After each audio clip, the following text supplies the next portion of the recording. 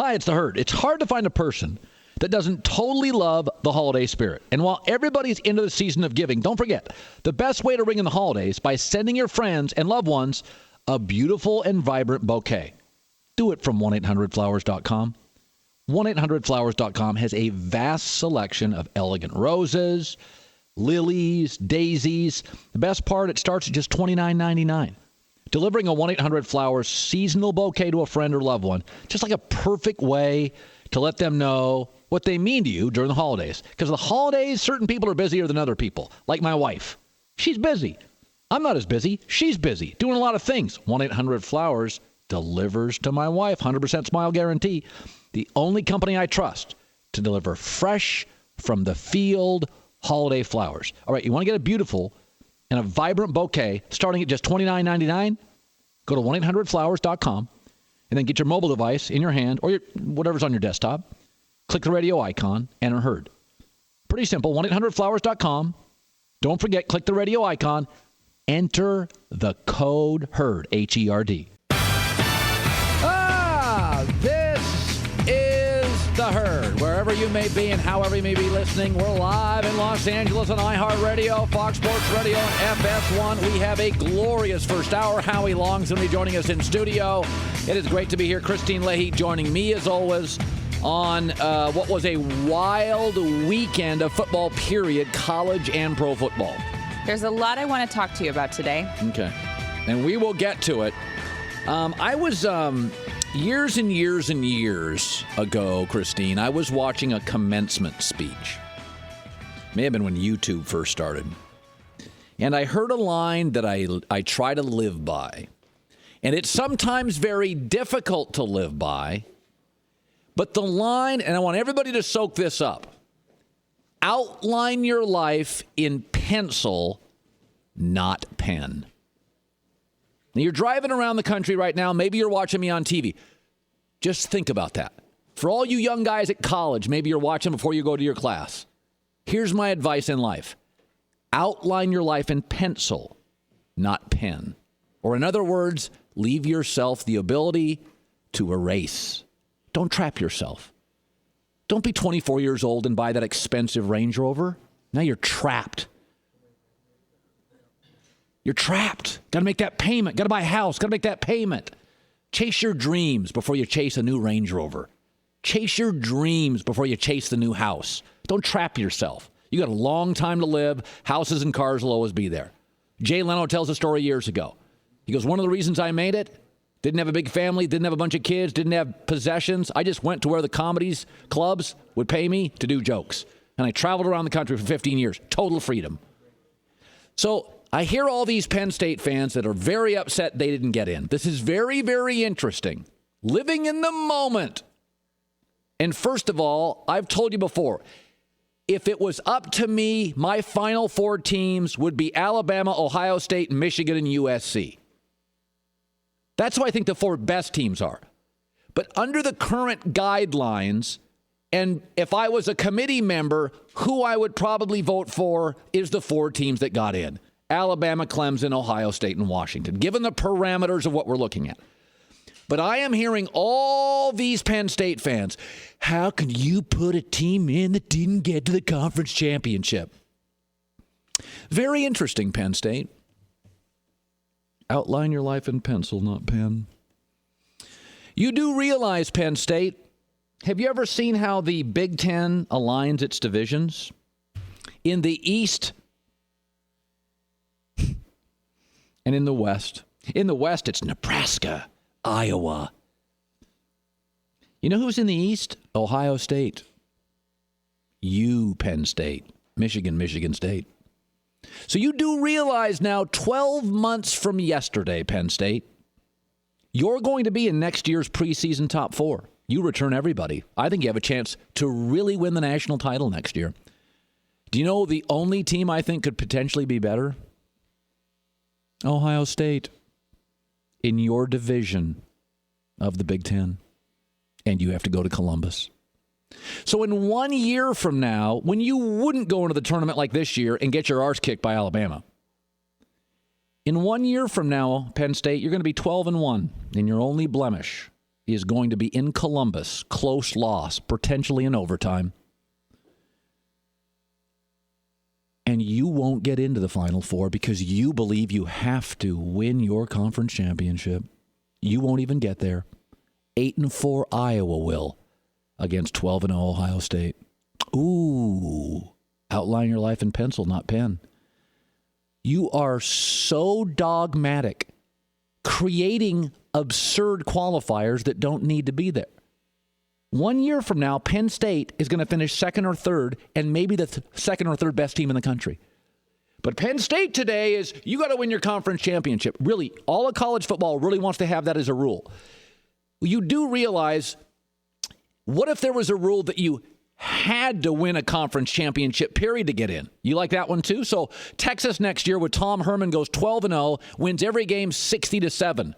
But because they don't have a conference championship, they couldn't get in this year if they were 12-0. You're setting up all these ridiculous parameters. You're outlining everything in pen. You got to do this, you got to do this, you got to do this, you got to do this. You know what you got to do to get in? Have about 10 blowouts, win all but one of your games, and don't have really, really ugly low losses like Penn State had to Michigan by 39 points. But if you start setting stuff up like, you got to beat this team, you got to beat that team, you got to win the conference championship.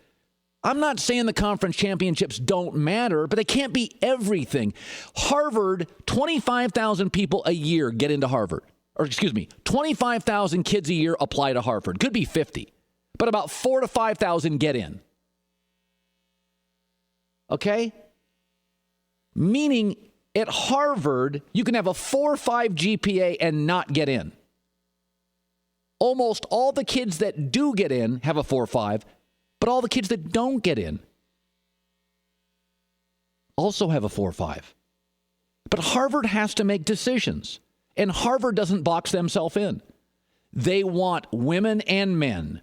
They want ethnic diversity. They want geographic diversity. They don't want a bunch of New York, Boston kids. They want Southern kids and rural kids and rich kids and poor kids and international kids and Pacific Rim kids. They don't box themselves in. There is no absolute to get into Harvard. You could get in as a 3.5 student. But if you'd overcome a lot, you were great in your community, you had a job, your poor parents, they want you on campus. They don't box themselves in. Admissions departments don't box themselves in. If you just create, you got to win your conference championship. In the Big Ten alone, their alignment is so screwed up that Ohio State, Penn State, Michigan, and Michigan State, the four best programs, are all on the same side. You're hurting yourself if you're going to make that demand. The other side's a bunch of Iowas and Nebraskas. Don't box yourself in. Nobody's saying the conference championship doesn't matter. But it shouldn't be everything. If Virginia Tech won Saturday, you want them in? Really? You want them in? It's amazing. Penn State, take a deep breath. A year from now, you're going to finish second in your division of the Big Ten, maybe the third best team in the country. According to you, you shouldn't be allowed in because you didn't win the conference championship. Take a deep breath. Get out of Happy Valley once in a while. Incredible. The other thing everybody talked about was, well, I mean, Oklahoma got job. They might as well not even have scheduled Ohio State. No. The only reason Ohio State got in was because they scheduled Oklahoma. If Ohio State didn't get to its conference championship and didn't have a great out-of-conference win, they don't get in. The bottom line, there was a game, Ohio State gets it, they won it. Have Oklahoma won that game, they get in, because Oklahoma doesn't have a Big 12 championship game. Here's what the committee said. And by the way, the committee also acknowledged that Washington got in by the slimmest of margins, despite 10 blowouts, winning their division and winning the conference championship. Why?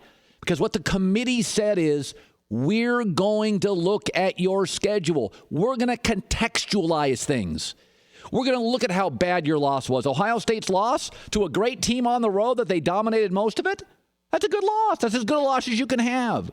Listen, I'm not a fan of this committee. They lack guts. But if this idea that you have to put conference champions in the Big Ten alone is absurd, because you Big Ten fans, Penn State, Michigan, and Ohio State are all going to be top 5 teams next year. You want more than one in there, right? The SEC got more than one for years. You don't get one? We've had Alabama, LSU have a rematch in the national title. You can't have one? Don't box yourself in, man. Don't box yourself in. Save the Range Rover to your 30. Save the house to your 30. Otherwise, you're going to be stuck making payments, stuck in jobs to make payments you don't even like, but it pays you well, and you're in sales, and you're 42, and you hate your boss, and you hate what you sell. Trapping yourself. Why? God, why? This is the Herd Podcast. Howie Long, Super Bowl champ, Hall of Famer, Fox NFL Sunday. We only get him twice a year, so we covet these moments. So everybody, Good morning. Everybody keeps saying Brady, and I said, listen. Well, let's straighten two things out. All right, let's straighten them out. One, there's two things you can't have more than one of in the same room. And we talk about quarterbacks. Publicly, they respect one another. They're cordial. They say nice things. If you put more than two quarterbacks in the same room, it's like having more than one leading lady in the same room. Really? It's a catfight. You've seen it. Oh, I'm telling you, quarterbacks are very. Are you kidding? Go into specifics. The great ones? Your buddy Terry Bradshaw. Do you think Brett Favre cares about his relationship with any other quarterback? Do you think Tom Brady, who's just the ultimate killer, cares about his relationship with any other quarterback? So Bradshaw and you were close. Peyton Manning, you think he cares about his relationship with any other quarterback? So did Bradshaw It's about one thing, putting my foot on your throat. Oof. That's it. So did Bradshaw actually get shingles because Aikman walked into the same room? Like what happened? I mean, Well, Troy has that. Troy can have that effect on a lot of quarterbacks. Troy's like 6'5", 3-4 Super Bowl. But Bradshaw's a take the life out of the room, bigger than life guy. He's a bigger than life guy who, as time has gone on, physically has shrunk down. So from that standpoint, but when Terry walks in the room, 4 Super Bowls, 2 Super Bowl MVPs, I mean, it's pretty impressive. I mean, when you talk about historical players, you've talked about a lot of them, and I think the common thread with all of them is it's a unique position because there's only one. There's 2 tackles, there's 2 guards, there's 2 corners, there's 2 safeties, all of that. That one guy who's the face of the franchise, and it kind of spills into the Cam Newton thing. And what do you make of him? Well, as a singular issue, I don't think it's a big deal. The dress code. The dress code. I think Cam is as physically, and I've said this many times, first of all, when you see him in person, it's like, oh my God. I stood next to him in New York. It was like I had Tourette's. I said, damn, you're a big son of a bitch. Yeah. I mean, I couldn't believe how big he was. He's so physically gifted. That offense is one tailored for him. Yes. It's predicated on a couple things. One, you've got your right guard playing right tackle. You've got your right tackle playing left tackle. Center's hurt. You've got the 3rd, 4th team center in Seattle. And you know Seattle. I know Seattle. It's not a winnable game. It can go south really quickly there, and it's like a snowball going downhill. Before you know it, you're down 21 points. But his completion percentage in a month. Here's the problem. That offense is predicated on a couple things. One is it's a big play offense, striking down the field off of what? Play action pass. The offensive line, Stewart, the run game. When that's on track, it sets up those bomb plays, which Cam throws as well as anyone. It's like Big Ben, over the top star. It's when you start to, it's like Geraldo Chapman. Is that the left-hander? The great reliever for the Cubs. Great reliever. He's coming in, he's throwing 103. That's Cam. Okay? When you start kind of glaving the plate, where it's I've got to work the left edge, I've got to work the right edge, not as much. I mean, that's just the reality of it. The numbers bear it out. Cam's a home run hitter. He's a home run hitter. He's an extraordinary athlete who is an added dimension to an offense. He's Russell Wilson at 6'6", 255. But Russell's still now completing in the 60s. No, but Russell's different. I've known Russell since high school. He's Russell's different. The same exact guy that I coached against in high school. Same guy. He's just doing it at the NFL level. He did it at Wisconsin. He did it at North Carolina State. He's done it everywhere he is. Russell is who he is. Cam is who he's been his entire career. When the run game works, play action pass works, he's as gifted a player, and his ability to pull the football down. But as time goes on, and people, the NFL's like NASCAR. People don't get it until they're sitting on the fence at turn 3 and the car goes by at 200 miles an hour. You've got linebackers who are running 4-4-4-5 now. They're this hybrid kind of, the converted safety to linebacker who can run anything down with a heartbeat. If you're going to pull the ball down on a regular basis, and unlike Russell, who's a middle infielder, can get down really quickly, it takes a long time to land that DC-10 that's Cam Newton. And he's taking so a lot shots. of times he's sliding forward, and they will get you. And you think a little bit of If I hit you with a hammer enough, you're going to blink. So you think Cam right now, psychologically, he's taken shots for 6 years, and it's wearing Well, on I him. think that's part of it, but I think it's also the makeup of the football team. They're not really built to be a play from behind team, although he's done that at times. He did it up in Seattle a couple of years ago. Yeah. Great come from behind win. Everything has to be right on for that to work. The other point is the Pro Football Focus thing. I get it. It's a good reference point. Who's watching the film? Who's giving you the information?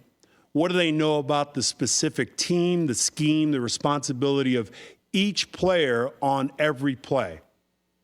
If those guys in the room were that good, they'd have jobs outside of Pro Football. You're calling them out right there. No, I'm not calling them out. I look at it. Yeah. It's a great reference point, but look, they're not coming off the mountain with the tablets. I mean, please. I mean, I can watch film and see it myself. I mean, not everyone, but everyone now has access to film. Yeah. You go to Pro Football Game Rewind and everyone can watch the all 22. Yeah. End zone, you could see it. Yeah. Make your own assumptions. Howie Long joining us, Hall of Famer. All right, Derek Carr's magic. Marcus Mariota's stupendous. Jameis Winston yesterday, that's it. To me, that's his most impressive win. He is, I said to you, he's the Yeti. We're throwing the ball now more than ever at every level of football. Pop Warner, high school, college. It's all from the spread. It's all off a wristband. It's limited reads. It's limited recognition of fronts, pressure packages, everything. That goes for offensive tackles. That goes for quarterbacks. It's difficult to find Jameis Winston. Jameis Winston. Jameis Winston is... Okay, where's the next Tom Brady? Where's the next Peyton Manning? Where's the next Drew Brees? Where are they? Everyone's running spread. Everyone's running off a wristband. We're running a play every 17 seconds. I don't know an under front from an over wide front. Maybe they should go to Pro Football Focus and they'll tell them. But it's harder to find a guy like Jameis Winston. He is big, strong pocket darts. He is a special talent. And this run they've had as of late, they made a decision. Okay, here's a rocket scientist kind of moment for Tampa Bay. Let's do a better job of protecting Jameis. If that means 6, if that means 7, that means off a play action pass, whatever it is, let's protect Jameis because Jameis gives us an opportunity to win the football game. I thought Howie Long joining us. I thought yesterday, and I said this, young quarterbacks have defining moments. Yeah. And I thought yesterday going into the game was going to be his. Derek Carr went 0-10, and then that New Orleans game was like, oh, wow. That's magic. Yesterday on the road, your running game has been hit and miss. Your offensive line's not great. You got now a brand new head coach. A little chaos. That franchise not great historically. Who's an offensive coach, though? Dirk Cutter. Yeah. But to go on the road to San Diego, a tough out, and they have to win that game. I watched that second half. And the guy across the sidelines is a Hall of Famer. Really, it's a shame, that this guy hasn't had better people around him. Phillip Rivers is remarkable. He's remarkable. And there's one of those guys in they're Jim Hart, or you can go back from 70s, 80s. There's always a guy that's great that doesn't have the backup. He's a little better. No disrespect to Jim Hart, but he's better. He's a little better than Jim Hart. But I thought yesterday for Jameis Winston. Jim Hart for St. Louis was terrific. Look, she wasn't born. Jim Hart. I guess my point is, yesterday in that second half with Jameis, I was like, wow. Yeah. Now I got Dak, I got Derek, I got Marcus, I got Jameis Winston. I got 4, and I got Andrew Luck tonight. I got Russell Wilson. We always say, how will the league go on? We always do. How will the league go on, particularly at the quarterback position? And they just find the guys. Russell took the kind of Lewis and Clark route to get here. Yeah. And no one thought he could get it done. he's a remarkable football player. You know, brilliant, smart, poised, tough, you know, to win over that locker room, to win over that football team, to win the Super Bowl, all of those things. Marcus Mariota, I know from Oregon. He played with my son, Kyle. Special guy. Yeah. Really special guy. Once again, they're tailoring the offense to his talents, which is great. But what he's doing is he's evolving the other part of his game. Yeah. Which is special. Because I have to tell you, if you're going to run, they will get you. Yeah. They will get you. Howie Long joining us. All right, I got a bunch of stuff I want to get to. In fact, I'm gonna bring you in for another 10 minutes. So I want to extend this. I want to break early for Howie Long. I was talking this morning with the staff. I said New England feels like they lost Chandler Jones, they lost Gronk. These are dynamic players. Jamie Collins. They're winning on coaching and culture. That's great. What's different? Well, they're winning on coaching and culture. Yeah, but it's Tom Brady. They had the anniversary team from the 2001 Super Bowl up. Tom Brady's the only guy left on the team from that team. How many wide receivers? How many offensive coordinators? How many offensive linemen? So you look at how New many England. Running backs has Tom Brady had? How many tight ends? But Oakland's got superstar talent. At some point, does culture? Khalil Mack, Derek Carr, Amari Cooper. No question, but I think young talent, it's, you know, you hope that, you know, this has been fast. It's happened fast. Yes. You know, and you hope that young talent like Khalil Mack, Derek Carr, Cooper, all those young players you talked about, and Reggie McKenzie, my old teammate, has done, I think, a phenomenal job. He's their GM. He is your... You know Reggie. Yeah. Like, did you expect this? You know, Reggie came up under Ron Wolf. Legendary Green Bay guy. Legendary Hall of Fame general manager. And there's two in the Hall of Fame. Ron Wolf. And Buffalo. Who's the Buffalo guy? Who built the Buffalo teams? Not Marv Levy. Who am I missing? Who are you missing? Who built the Buffalo teams? Wow. Polian? Who built the Indianapolis team? Okay, Polian. Okay. So I think my point is this. Reggie's philosophy, the way he approaches scouting, I'm sure was impacted by that. And you're talking about the GM in Tampa Bay, in Seattle, Ron Wolf guy. There's a tree of Ron Wolf guys in the league that are doing really well. I would make the argument, and I've said this to Reggie, and I don't want to put too much pressure on Reggie.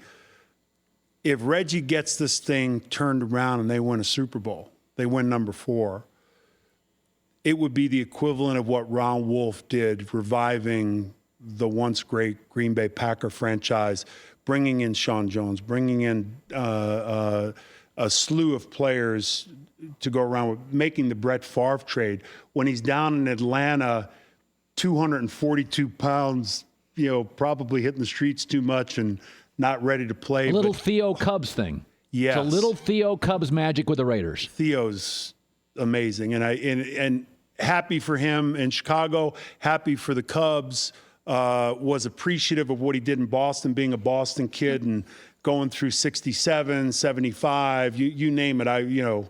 The Impossible Dream, Jim Longborg, the whole thing. Yeah. All right. So I've watched the Rams.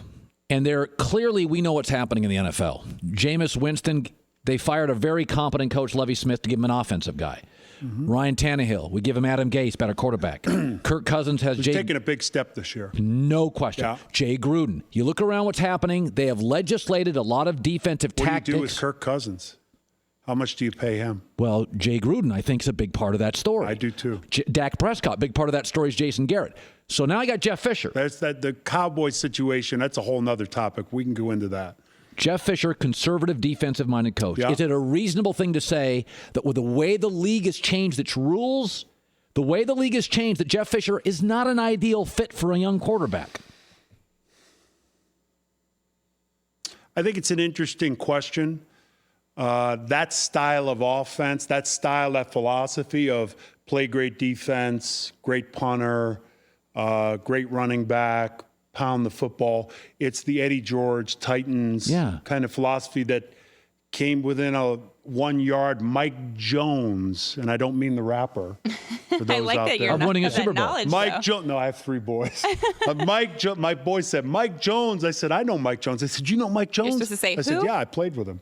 He's the guy that made the tackle in the Super Bowl to save the game for St. Louis. But Mariota's got an offensive guy. Yes. Okay, they gave Carson Wentz, Doug Peterson offensive guy. All these guys have offensive. Certainly, I think you can be that guy because so much. The position is so much more about leadership, tasking, making sure everyone's on the same page philosophically, leading a football team.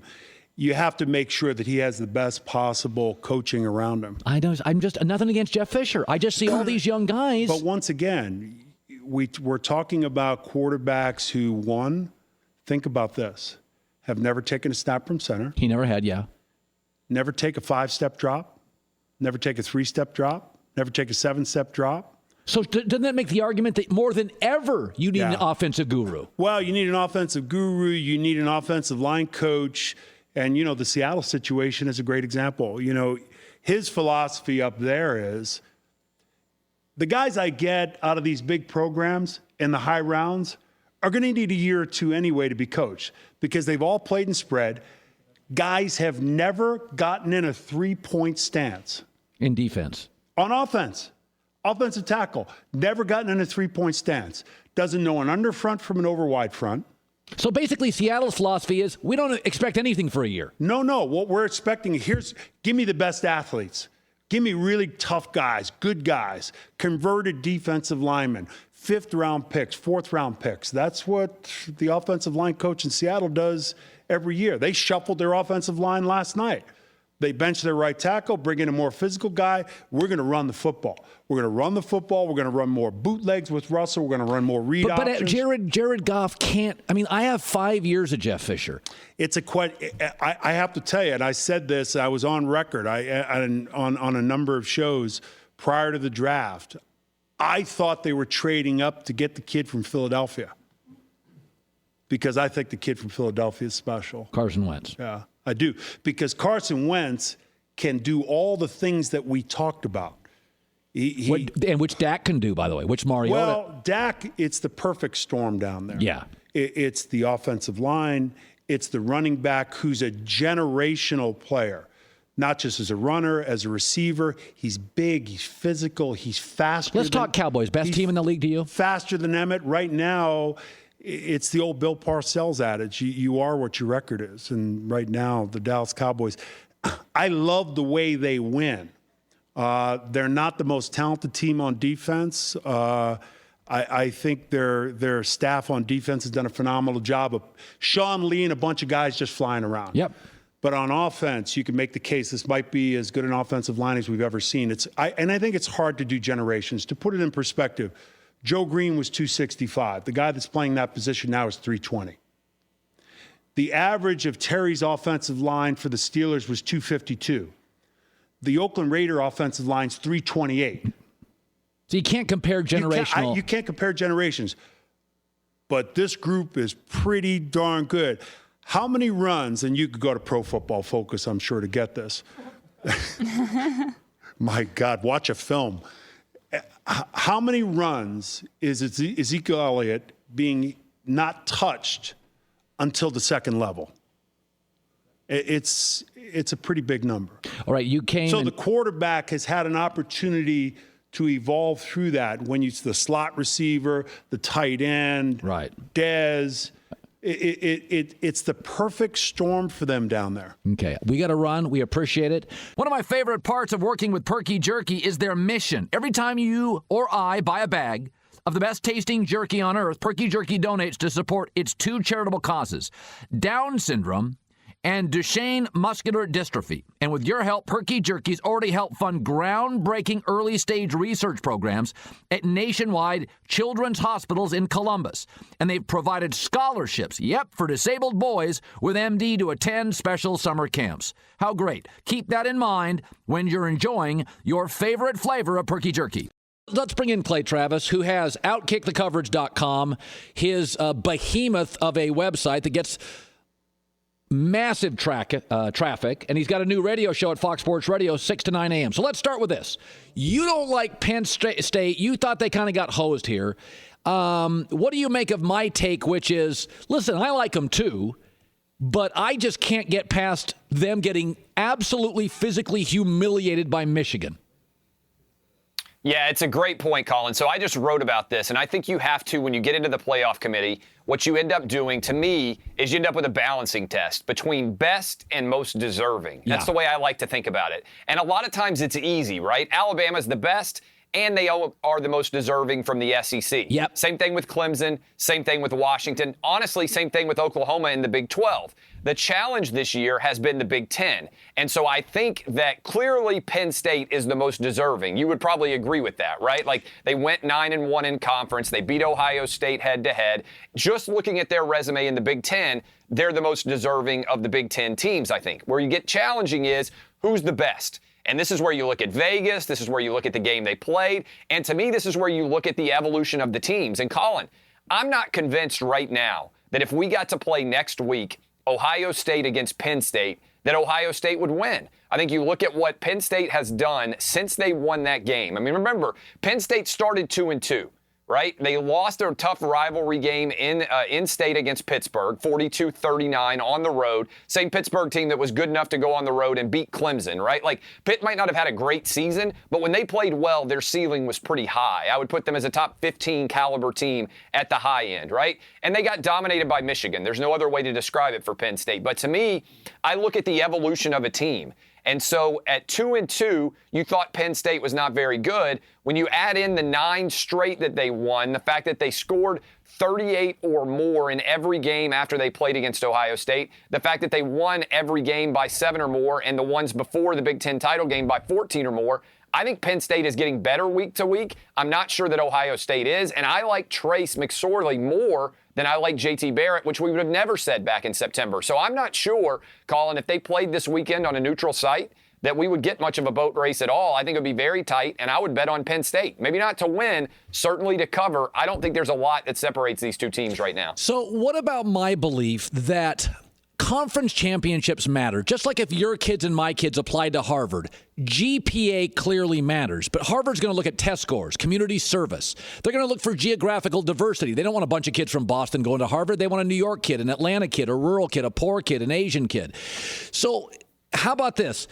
I don't believe that playing in your conference championship, I think it should help. But good God, Clay, if you look at the Big Ten or the SEC, it is ridiculous. One division of the Big Ten has Michigan, Michigan State, Penn State, and Ohio State. The other has Iowa, Wisconsin, and Nebraska and junk.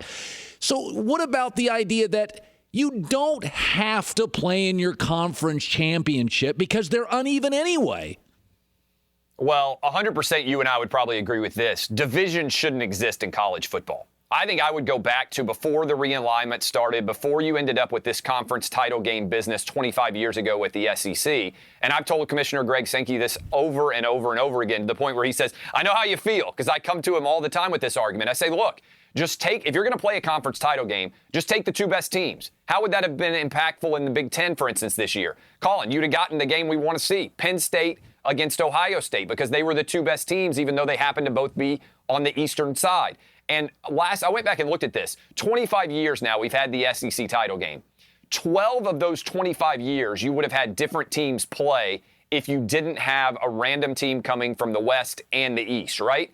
So to me, what you do is if you want to play conference title games, and personally, I would scrap them. Because you know what I call a conference title game? The regular season. If you play 8 or 9 games in the regular season, most of the time you know who the best team is by the end of the season. That's why you play the regular season. I don't need one additional title game to tell me who the champ is. I would scrap it, go to 8, take the 5 regular season major conference champs, add in 3 wild cards, play the first 4 games on the higher-seeded campus stadium field, right? That's what everybody loves about college football, the pomp, circumstance, pageantry. You'd have a whale of games going on. Then you move into the semifinals, play them on neutral sites, and obviously finish off with the championship at a neutral site. Clay Travis, OutkickTheCoverage.com. Also on Fox Sports Radio, 6 to 9 Monday through Friday, a.m. Eastern. Okay, let's go to the games. Alabama, Washington. I don't think you can beat Alabama with a stationary quarterback. I think if the committee really wanted to make it interesting, I'd make Alabama face two mobile quarterbacks.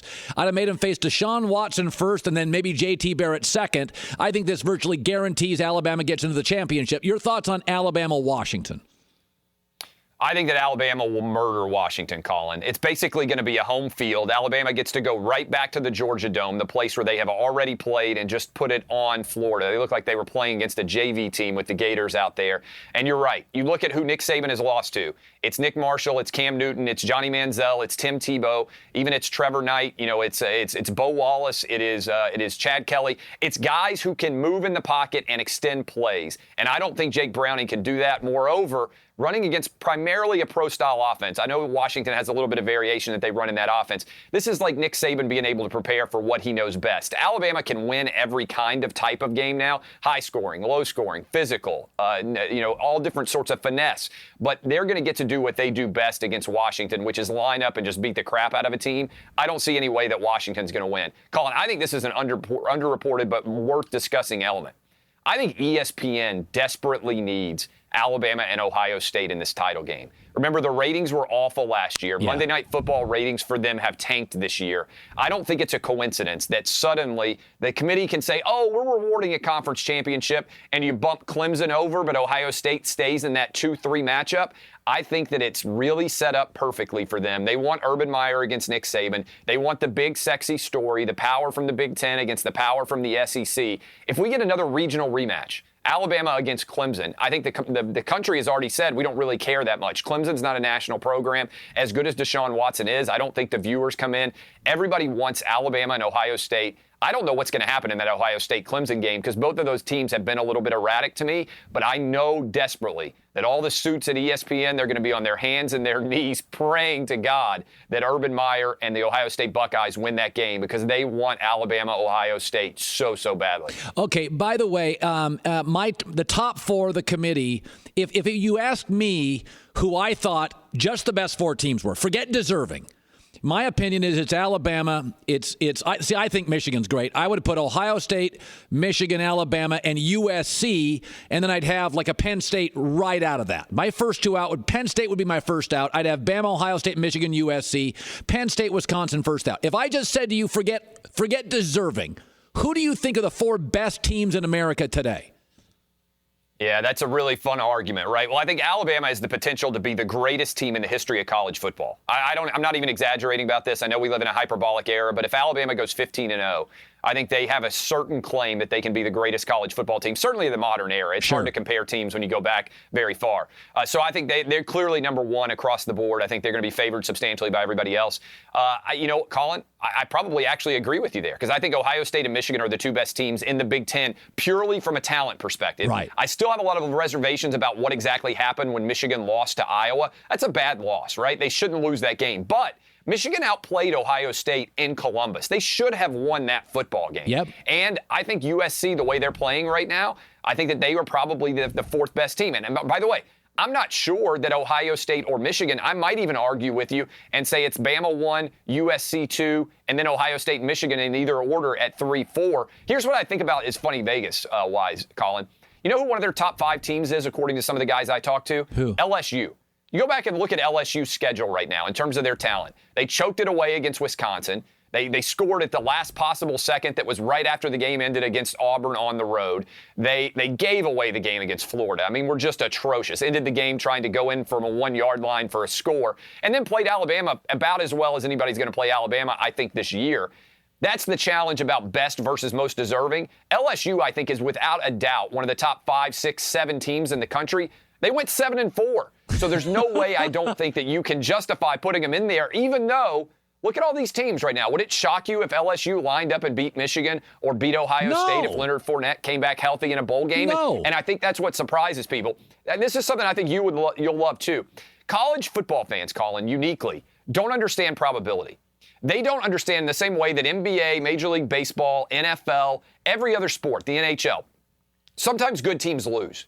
And we don't assume that if something happens once in those other sports, that it's going to happen every other time, right? The Warriors lost, the Cavs lost 3 times to the Warriors. They might lose by 40 in a game, right, in the finals. It happens every now and then. But that doesn't mean they can't win the championship. In college football, we got all these pearl clutchers, Colin, who lean back on their fainting couches and says, what if we get a rematch? We already know who won. Well, you saw one 60-minute game. I think that Ohio State might well beat Penn State if they played it again in that Nittany Lion game, right? It's shocking to me how often people assume in college football in a way that they don't in any other sport that whatever happens once would happen again and again throughout perpetuity. It's because we never get rematches by and large, with the possible exception of LSU-Bama in that title game. If you ever doubted how much games can change from one to the next, LSU went on the road and won 9-6 in Tuscaloosa. They didn't cross midfield in the Sugar Bowl. Alabama was the better team. Right. But in 60 minutes, anything can happen. It's why we love college sports and college football. Outkickthecoverage.com. Clay Travis, great stuff, bud. Thank you, man. Always enjoy it, Colin. Appreciate it. Catch the Herd from noon to 3 Eastern on iHeartRadio and FS1. All this Cam Newton stuff, poor Cam, this, poor Cam, that. Cam's completing 45% of his throws in the last 3 weeks. Not good enough. Okay, like Jameis Winston, look what Jameis Winston's had to deal with. He's got a young roster, historically crappy franchise. I mean, they're the Browns with better weather. He had to travel cross-country, trailed in the 4th yesterday. He's got the 17th best running game and the 20th best offensive line, according to Pro Football Focus. He's on his second head coach. And all Jameis Winston does is put that team on his shoulders, make great plays, go on the road, 4th quarter. He was so good late yesterday. Well, Cam doesn't have this, Cam doesn't have this. What does Jameis Winston have? He's on his second head coach in 2 years. Offensive line average, running game average, flying cross country. Off the biggest win in the franchise in the last 10 years, he got to get all these young guys, take a deep breath, get on a plane, fly to dangerous San Diego where they're always scoring points, going up against a Hall of Fame quarterback, and all Jameis Winston did, no excuses, put the team on his back, and they won. I've said this before. I don't want to hear about Cam's, well, I got this, I got that, I got this, I got that. To me, Derek Carr on the West Coast, Jameis Winston on the East Coast, those guys are franchise quarterbacks. I mean, what did Derek Carr, what did he inherit? The laughable Raiders for the preceding 10 years? They were a mess. I look at Jameis Winston and Derek Carr. They're very similar guys. If you look at their numbers this year, it is remarkable. They're great on the road. They're a combined 10-1 on the road. They both have 11 touchdown road passes. They both have 24 touchdown passes. These guys are franchise guys. And in both cases, Derek Carr and Jameis Winston, look what they inherited. The Raiders were a grease fire for a decade. Tampa Bay's been a grease fire for a decade. Those guys have just willed their way to wins. Cam Newton is just all excuses. Well, he doesn't have this, he doesn't have that. Dude, you can't even get your wardrobe right. Come on, the last month it's like 44%, 45%, 48%. You can make all these excuses, man. Jameis Winston had a couple of plays that were, what's the one we have now? Was this week or last week? Couple weeks ago against the Bears. Just run the play and the play-by-play on this. Winston's remarkable talent. Shotgun formation. Here's the snap, and Winston dropping to throw, come pressure. Winston avoids it, rolls out to the right side, still looking. Still, he's back in his own end zone. Look out, Davis. Got a block. Winston running, got a block again. He's still alive. Throws the ball downfield. He's got Mike Evans, and he goes up, banks to catch at the 38-yard line. What a play by Jameis Winston. God. But again, you can make a bunch of excuses for Derek Carr and Jameis. Those guys have had nothing but chaos around them. And Jameis and Derek have just put their franchise on their shoulders. I mean, Jameis reshaped his body. Apparently went to the Pro Bowl with Russell Wilson. They used a trainer, Tim Grover, Michael Jordan's trainer. I don't want to hear about all Cam's offensive line and Cam's this. Cam had 10 Pro Bowlers on his roster last year. Jameis had 5. Who's got better players around him? It's not Jameis. And Cam Newton's got better players. And Cam Newton's got a Super Bowl coach. Who's Jameis have? Dirk Cutter. Second coach, 2 years. I mean, Cam Newton's had Mike Shula for years working with him. He's had continuity. It's a better franchise. It's just a bunch of excuses. And again, I think Cam's an absurd talent. I think as a talent, Cam is absurdly gifted. But I think we make constant excuses for him. All 3 hours of The Herd are always streaming on the Herd channel on the iHeartRadio app. I may be a little high on the Raiders, but man, yesterday, they are magic, man. They were outplayed in the first half. Statistically, the game was even, and they blow out the Bills. They have 3 of the best players in the league. First of all, Amari Cooper at wide receiver is a mega talent. He's going to go down as a 7-time Pro Bowler, a total mega talent. Derek Carr and Amari Cooper connected yesterday against the Bills. Here it is. Pointing out the blitzers here. They come from all different levels. Carr going to throw a lob right sideline. Amari Cooper's got it. 5 down to the goal line. He's in. Touchdown! Raiders!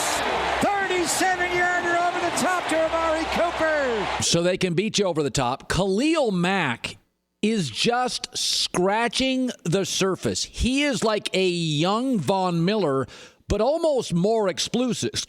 Khalil Mack is, you just can't, the chances, how the hell did he end up playing in college at Buffalo? How did Khalil Mack end up at Buffalo? He would have been the best defensive player in any major conference, including the SEC. He closed out the win yesterday. Here it is. He'll drop and throw from the end zone. Holds it. Ball got hit. It's up in the air. It's intercepted by Nate Allen. The ball got hit by Khalil Mack. In the gun goes Taylor. Slot right. Irvin around the edge. They push him upfield late. Mack got it from behind. He slips sacked him. The ball's free. Who's got it? Khalil's got it again.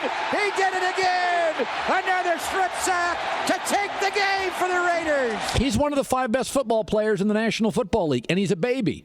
Amari Cooper is one of the 15 best players. Baby, Derek Carr is one of the 15 best players. I mean, they have stars. I know New England's got the culture, but at some point, New England is not explosive enough. Chandler Jones, explosive, gone. Gronk, explosive, gone. Jamie Collins, dynamic, gone. I mean, I get the whole culture coaching thing. I'm a fan of the Patriots. But, man, you can outplay the Raiders for long stretches.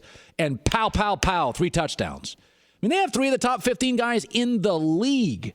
They are so explosive. Derek Carr's my MVP. I don't even know why we argue about it. He's remarkable. But Mike Lombardi, personnel guy, he doesn't even think they're going to win their division.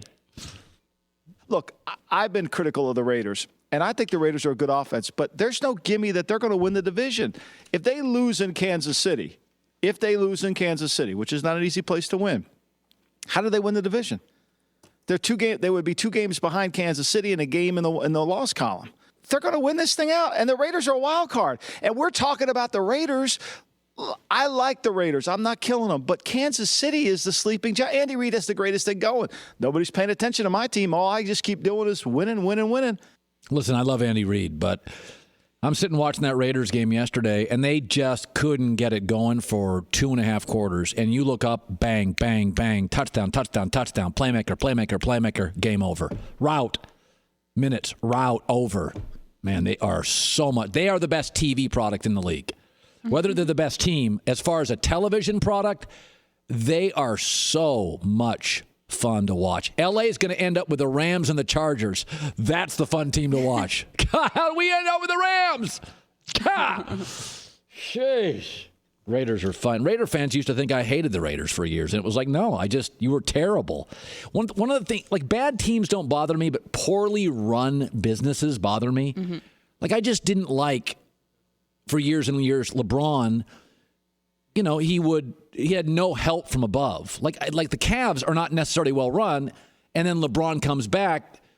Like, I didn't like the Cavs, the infrastructure. Like, I don't like poorly run businesses, period, sports or not. One of the things I appreciate about New England, the St. Louis Cardinals, you know, the San Antonio Spurs, they're buttoned up. They have their act together. I mean,